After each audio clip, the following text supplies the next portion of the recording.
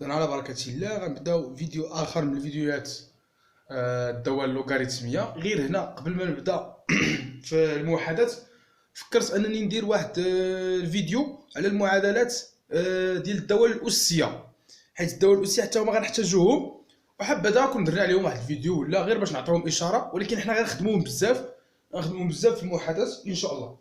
المهم ناخذ عليهم فكره بعدا دابا كيفاش غنخدموها. هاد الامور اللي ما خصنيش ننسى في الاكسبونونسيال شنو هما؟ الاكسبونونسيال اكس ما عمرو ما غيساوي عدد سالب، هادي عقل عليها. فيما لقيتي الاكسبونونسيال اكس عطاوه كيساوي ناقص واحد ولا ناقص جوج ولا ناقص ثلاثة ولا ناقص ربعة، قول له دي لا يمكن، لان الاكسبونونسيال اكبر قطعا من الصفر. عوض اكس باش ما بغيتي تعوضو، هذا ديما كيكون اكبر من الصفر. يعني الاكسبونونسيال اكس يكون دائما موجبا، كيكون اكبر من الصفر، يعني ما عمره ما غيساوي عدد سالب. هذه النقطه رقم واحد، النقطه رقم واحد اللي خصك تفكرها. واخا مزيان، ندوزو للمعادلات ديالنا. مادام عرفنا دابا هاد النقطه دي ندوزو للمعادلات ديالنا. المعادله رقم واحد شنو هي؟ هي اكسبونونسيال اكس ناقص 3 تساوي صفر. اكسبونونسيال اكس ناقص 3 تساوي ماذا؟ تساوي صفر. اذا الا بغينا نخدموا هذه المعادله هذه لاحظ معايا، هنا عندنا الاكسبونسيال نتاع اكس. اذا الاكسبونسيال نتاع اكس شوف كي غادي ندير ليها. اذا غنحاول نعزل الاكسبونسيال بوحدها هنايا، مزيان. اذا ها الاكسبونسيال غتبقى بوحدها هنا، هاد ناقص 3 غنردها للطرف الاخر، هي صفر زائد 3. علاش ولات زائد 3؟ لانها كانت ناقص 3 وفاش رديتها للطرف الاخر ولات زائد 3. من بعد اشنو غندير؟ غندير الاكسبونسيال اكس تساوي 3. الا قدرتي توصل لهذا الامر هذا مزيان برافو عليك. واخا فاش كتوصل لهنا دير اتونسيون، رد البال مزيان. شوف الاكسبونسيال اكس واش لقيتيه كيساوي عدد موجب ولا لا. الا كان عدد موجب زيد كمل، ما كانش عدد موجب كتقول له وقف. مجموعه الحلول هي مجموعه فارغه، لا يمكن، لانني لقيت الاكسبونسيال مثلا كيساوي عدد سالب. اذا رد معايا البال وفهم شنو كنقول. اذا الاكسبونسيال اكس الا لقيتو عدد موجب غنكمل خدمتي، لقيتو عدد سالب غنوقف الخدمه، ما عندي ما نزيد في الخدمه ديالي. حنا راه لقينا هنا كيفاش كيساوي عدد موجب، اذا ممكن نكمل خدمتي. اشنو كنا كنديرو في الايلين؟ كنا كنلقاو ايلين ا مثلا تساوي ايلين بي. اش كنا كنديرو؟ كندخل الاكسبونسيال هنا وكندخل الاكسبونسيال هنا. من بعد شنو كيوقع؟ كتمشي الاكسبونسيال مع الايلين كتبقى ا، كتمشي الاكسبونسيال مع الايلين كتبقى بي، اذا كتبقى ليا ا بي. اذا كنا كنجبدو داكشي اللي في وسط الايلين، باش نجبدو داكشي اللي في وسط الايلين اش كنا كندخلو؟ كنا كندخلو الاكسبونسيال. دابا شنو غيوقع؟ دابا بغينا نجبدو داكشي اللي في وسط الاكسبونسيال. الا بغيتي تجبد داكشي اللي في وسط الاكسبونسيال غتدخل الايلين، يعني الا بغيت نجبد في وسط الاكسبونسيال كندخل الايلين، بغيت نجبد في وسط الايلين كندخل الاكسبونسيال. اذا لاحظ معايا انا غادي ندخل هنا الايلين هنايا بحال الميزان، غندخل حتى في الجهه الاخرى ها هي مزيان. اذا فاش دخلت هنا الايلين غتمشي مع الاكسبونسيال واشنو غتبقى ليا؟ اكس. رد البال بسط الامور كما هي، راه لا تحتاج لتفكير تفكير عميق ولا شحال.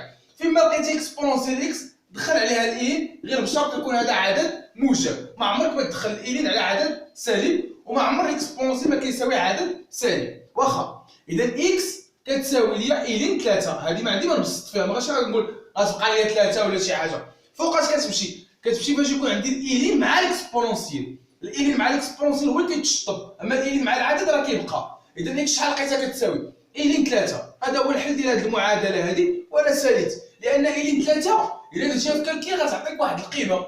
اذا ايلين 3 راه كاينه عندك، اذا هذا الشيء اللي كاين. واخا مزيان. اذا هذه المعادله الاولى هي باينه. الا لاحظتوا الاكسبونسيال شي شويه رطب، على هو في الثمانيه ديالو رطب مقارنه مع الايلين. اذا هذا هو النهايه ديال هذه المعادله. مجموعه الحلول هي ايلين تساوي هي اكس تساوي ايلين 3. واخا نزيدو للمعادله رقم 2. المعادله رقم 2 تختلف. اذا شنو لاحظ معايا في المعادله رقم 2 هي كتكون في المحادثه اكسبونسيال 2 اكس ناقص 6 اكسبونسيال اكس زائد 8 تساوي 0. ولاحظ معايا هنا شنو عندي؟ هذه عقل عليها، هذه راه اس 2. هذه شنو هي؟ اس 2. كيف ذلك؟ كي غادي ندير نعقل عليها؟ واخا حفظ هذه القاعده هذه عافاك. اكسبونسيال 2 اكس عقل عليها عافاك بلي هي اكسبونسيال اكس اس 2. هذه قاعده، وهذا الامر هذا راه كنديروه ديما. اكسبونسيال 2 اكس هاد جوج ممكن نردها لهنا، ها هي اكسبونونسيال اكس اس جوج ولا اكسبونونسيال اكس اس 2. المهم ماشي مشكل، حنا نحتفظوا غير بعد. اذا اكسبونونسيال اكس او كاري واخا. اذا فين ما لقيت اكسبونونسيال جوج اكس غنحط بلاصتها اكسبونونسيال اكس اس 2. اذا هذه شنو غتولي لي؟ غتولي لي بحال هكا، هي اكسبونونسيال اكس اس 2 ناقص 6 اكسبونونسيال اكس زائد 8 تساوي صفر. ها هي المعادله ديالي كي ولات. واخا اشنو كنا كنديرو في المعادلات ديال الالين؟ كنحيد الالين وكنحط بلاصتو اكس كبيره. حتى هذه شوف معايا شنو غندير. غادي نقول له نضع، كنقول له نضع اكسبونونسيال اكس فيما لقيتها نحطها هي اكس كبيره. اكسبونونسيال اكس فيما لقيتها نحطها هي اكس كبيره. هذا شنو غتولي؟ غتولي بحال هكا. عقل عليا، عقل معايا على الخطوات. كتلقى جوج كتردا اس، فاش كتردا اس كتشونجي اكسبونونسيال اكس كتشونجيها باش اكس كبيره. اذا شنو غتولي هذه؟ غتولي اكس كبيره في بلاصه هذه انا حطيت اكس كبيره اس جوج ناقص 6 في بلاصه هذه شنو غنحط اكس كبيره ها هي زائد 8 تساوي صفر. اذا انا طحت في معادله من الدرجه الثانيه. معادله من الدرجه الثانيه راه طيباتنا، راه درناها حتى هبلنا. واخا اذا هنا شنو غادي نحدد؟ غنحدد ا و بي و سي، هادو هما اللي غادي نحدد. ا شحال كيساوي 1، بي شحال كتساوي ناقص 6 ها هي، و سي شحال كتساوي 8. اذا انا لقيت ا ولقيت بي ولقيت سي، غنمشي نقلب على دلتا اللي كيساوي بي اس 2 ناقص 4 ا سي. اذا بي اس 2 هي ناقص 6 اس 2. شحال هي ناقص 6 اس 2؟ هي 6 اس 2. فين مشات الناقص؟ مشات مع الاس 2. بمعنى شنو كنقول دابا؟ ناقص 6 اس 2 راه هي 6 اس 2. الناقص مشات مع الاس لان الاس زوجي. فاش يكون عندك الاس عدد زوجي بحال 2 4 6 8 10 12، فاش يكون عندك الاس زوجي ما كتبقالكش الناقص، كتمشي بحالها. اذا غتبقى لي 6 اس 2 ناقص 4 في ا، نشوف ا شحال كيساوي 1 في سي شحال كتساوي سي 8. ما بقى لي غير نحسب 6 اس 2 هي 36، 4 في 8 هي 32، انا نحطها هنا في 1 هي 32، 36 ناقص 32 هي 4. اذا 4 لقيت دلتا يساوي 4، وبما ان دلتا يساوي 4 فان دلتا اكبر من الصفر. اذا دلتا لقيتو اكبر من الصفر. اش غيوصلني هذا الشيء؟ غيوصلني لان المعادله، هذه المعادله هذه ها هي تقبل حلين لان دلتا اكبر من الصفر. وشنو هما الحلين هادو؟ اكس واحد و اكس جوج. اكس واحد شنو هو ناقص بي ناقص جذر دلتا على جوج ا، و اكس جوج شنو هو ناقص بي وندير هنا الزائد زائد جذر دلتا على جوج ا. ما بقى لي غير نحسب ناقص بي، بي هي ناقص 6، نزيد نضربها في هاد الناقص هادي غتولي 6 ناقص جذر دلتا. ها دلتا فين لقيتيه؟ هو جذر 4 مقسومه على جوج في ا. شحال هو ا؟ 1. ها هو. ما بقى لي غير نحسب. اذا هادي راه جوج في 1. واخا شحال هي جذر 4؟ جذر 4 غنديرها في كالكيل غتعطيني جوج. اذا غتبقى لي 6 ناقص جوج على جوج. 6 ناقص جوج هي 4، 4 على جوج هي جوج. اذا النتيجه اكس واحد لقيتو هو جوج. نمشي للنتيجه اكس جوج ناقص بي هي 6 ها هي، ها هي البي ناقص 6 مع هاد الناقص هادي غتولي 6. 6 زائد شحال هو جذر 4؟ حسبناه هذا هو جوج مقسوم على جوج. اذا هي 8 مقسوم على جوج هي 4. اذا الحلول اللي لقيت اكس واحد كيساوي جوج ولقيت اكس جوج كيساوي 8. واخا نرجع لذاك التغيير المتغير اللي درت هذا نرجع له. ضربت معايا البال الترتيب كيعطيوني واحد المعادله كنرد هذه كنردها اس جوج. فاش كنردها اس جوج كندير تغيير متغير، كندير نضع اكسبونونسيال اكس فيما كانت كنحطها هي اكس كبيره. من بعد كنلقى واحد المعادله اللي بسيطه، معادله من الدرجه الثانيه كنخدمها. الا لقيت دلتا اكبر من الصفر تقبل حلين، لقيت دلتا يساوي صفر تقبل حل وحيد، لقيت دلتا اصغر من صفر لا تقبل اي حل. المهم حنا لقيناه اكبر من الصفر، اذا تقبل حلين اكس واحد و اكس جوج. نزيد غنقلب فاش لقيت اكس واحد و اكس جوج غنرجع ليكسبونونسيال اكس. ليكسبونونسيال اكس صغيره لقيناها كتساوي اكس كبيره. حنا شحال من اكس لقينا واحد ولقينا جوج، يعني هاد ليكسبونونسيال تقدر تساوي اكس واحد وتقدر تساوي اكس جوج. الا كانت كتساوي اكس واحد يعني تقدر تساوي ليا جوج، واذا كانت كتساوي اكس جوج تقدر تساوي ليا 8. واخا حنا علاش كنقلبوا على اكس؟ ما كنقلبش على اكسبونونسي، كنقلب انا على اكس. هي اللي درنا هنا في هذه المعادله الاولانيه. اذا باش غندير غندخل الالين هنا وندخل الالين هنا، الالين على هذه وندخل الالين على هذه. من بعد غتمشي الالين مع الاكسبونونسيال، غتبقى لي اكس تساوي الين جوج اللي هو عدد. غنمشي للطرف الاخر عاوتاني، غندخل الالين هنا وندخل الالين في الطرف الاخر. اشنو غيمشي الالين مع الاكسبونونسيال وغتبقى لي اكس تساوي الين 8. اذا شنو هو الحلول ديال هذه المعادله هذه؟ الحلول ديال هذه المعادله ماشي فاش كنلقى اكس كبيره، فاش نلقى اكس صغيره. الهدف هو نوصل لاكس صغيره شحال كيساوي. اكس صغيره لقيتو كيساوي الين جوج وكيساوي الين 8. هادو هما الحلول ديال هذه المعادله اللي عندنا الفوق. اذا رد معايا البال نعاود واحد التلخيص. الا كانت عندي معادله من الدرجه الثانيه بدلاله الدوال الاسيه، اشنو كندير؟ كان فيما لقيت اكسبونونسيال جوج اكس كنرد هي اكسبونونسيال اكس اس 2. من بعد اشنو كندير؟ كنحط الهيكل ديالها باش يبان لي بلي راه غنبدل هاد اكسبونونسيال اكس هادي غنبدلها بواحد اكس ولا تي ولا المتغير اللي بغيت انا بدلتها باكس. اذا فيما لقيت اكسبونونسيال اكس حطيت بلاصه اكس كبيره، من بعد الا لاحظتوا طحت في واحد المعادله واحده اخرى اللي هي معادله من الدرجه الثانيه واللي هي بسيطه. بقى لي غير نخدم دلتا، نعقل على دلتا والهيكل ديالو والقيمه ديالو. من بعد فاش كنلقى هاد الحلول هادو كنرجع على هاد البلاصه هادي حيت غير انا اللي حطيتها، هاد البلاصه نرجع ليها وغتعطيني جوج الحلول ولا حل ولا على حسب التمرين شنو فيه. اذا نتمنى تكون هذه واضحه حيت هذا النوع هذا راه مهم. واخا ندوزو للنوع الاخر. اشنو عندنا؟ هذا النوع هذا اللي غادي نديرو دابا اللي هو المعادله الثالثه اكسبونونسيال اكس تساوي جوج. هذا كادو، هاد المعادله هذه بحال هكا لقيتها هذه راه كادو مباشره. كتلاحظ باللي راه ديما الاكسبونونسيال كيفاش خصو يكون كبر من الصفر، ما عمره ما كيساوي عدد سالب. هما راه قالوا لك بلي اكسبونونسيال اكس كتساوي جوج، كتقول له هذه منطقيه حيت انا راني قاري في الدرس بلي اكسبونونسيال اكس لا يمكن ان يساوي عددا سالب، ديما كيساوي اعداد موجبه وانت عطيتيني عدد موجب، اذا غنخدم بها. اذا اكسبونونسيال اكس تساوي جوج، ما بقى لي غير ندخل هنا الالين على الاكسبونونسيال هنا وندخل الالين على جوج. علاش بغيت ندخل انا الالين؟ باش نجبد هذيك الصغيره هذه، حيت الالين غتحطم لي الاكسبونونسيال وغيهبط لي اكس لتحت.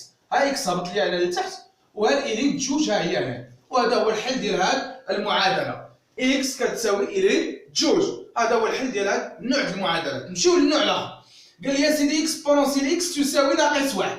خدم لي هذه المعادلات. غنقول له لا يمكن. هذه المعادله هذه مجموعه الحلول ديالها هي مجموعه فارغه. لماذا؟ علاش مجموعه فارغه؟ لان سيدي الاكسبونونسيال اكس ما عمره ما كيساوي عدد سالب. اشنو عرفنا؟ غتقول له دير اكسبونونسيال اكس انا قريته بلي هو اكبر، هذا الرمز هذاك يعني اكبر من الصفر، وانت عطيتيني ناقص واحد، وناقص واحد العالم كامل كيعرفها بلي اصغر من الصفر. وهذا لا يمكن. ما عمر عدد موجب ما غيساوي عدد سالب. هذا راه عدد موجب، واش ممكن يساوي عدد سالب؟ لا. فاش يكتب لك بحال هكا بحال كتب لك هكا بحال هكا راه 80 كتساوي واحد. واش 80 تساوي واحد؟ ما غاديش تدخل لك الدماغ. اش غتقول؟ لا يمكن. اذا حتى انت شنو غتقول له؟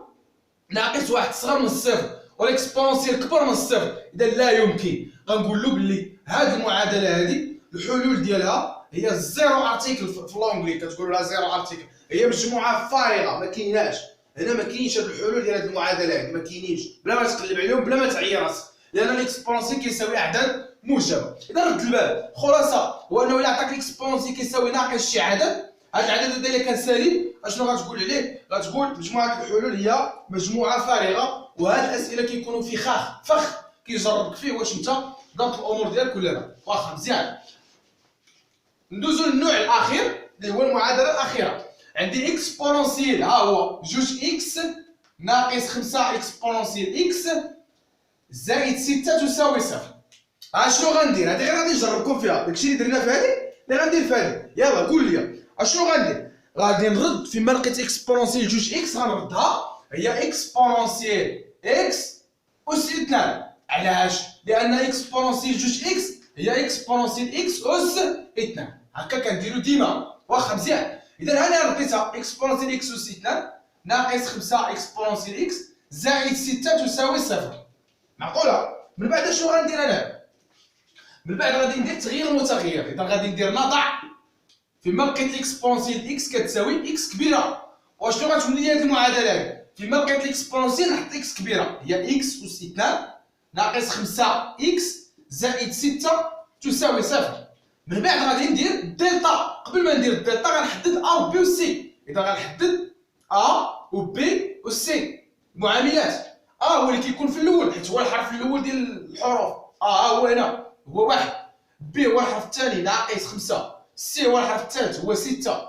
من بعد غادي نتوجه لدلتا. دلتا كيساوي بي اس 2 ناقص 4 ا سي. بي اس 2 هي ناقص 5. ناقص 5 اس 2 مشى ناقص غتبقى لي هي 5 اس 2. 5 اس 2 هي شحال؟ 25 ناقص 4 مضروبه فاش؟ في 6. ها هي مضروبه في 1. ها هي. اذا ما بقى لي غير نقول بلي هذه هي 25 وهذه هي 24 لان 4 في 6 تعطيك 24. اذا غتبقى لك 1. اذا دلتا يساوي ماذا؟ يساوي 1. 1 اكبر من صفر. المعادله تقبل حلين. المعادله تقبل حلين. شنو هما هاد الحلين هادو؟ هما اكس 1 و اكس 2. نفس الهضره هما ناقص بي ناقص جذر دلتا على 2 ا. فبقى غير تعوض. شنو هي ناقص بي؟ هي ناقص 5. غتمشي هاد الناقص هادي حيت مسبوقه على بالناقص. غتبقى لك 5 ناقص جذر 1. جذر 1 هي 1 مقسومه على 2 في 1 هي 2. هي 4 مقسومه على 2. 4 مقسومه على 2 هي 2. النتيجه غتكون هي 2.